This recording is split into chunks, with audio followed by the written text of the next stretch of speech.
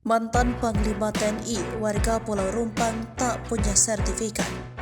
Dalam beberapa hari terakhir, persoalan Pulau Rumpang Batam Kepulauan Riau memicu bentrokan antara warga dengan aparat keamanan. Pada Senin 11 September 2023, ribuan warga menggeruduk kantor Badan Usaha Batam hingga menimbulkan kericuhan.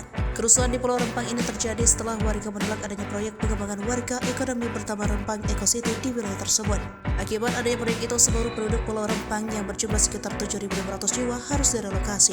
Menteri Agraria dan Tata Ruang, Hadi Cahyanto, menuturkan lahan tinggal di Pulau Rumpang tidak memiliki hak guna usaha. Dikutip dari Kawas.com, masyarakat yang tinggal di pulau tersebut tidak memiliki sertifikat karena memang dulu semuanya ada di bawah otorita Batam.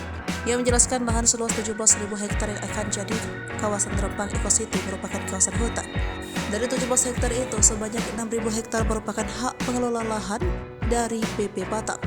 Mantan Panglima TNI mengatakan pemerintah telah menyiapkan hak guna bangunan pada lahan seluas 500 hektar yang lokasi di dekat laut. Hal ini justru semakin memudahkan dalam mencari nafkah. Sementara itu, Mahfud MD selaku Menko Polhukam mengatakan persoalan Pulau Rumpang sejatinya sudah selesai.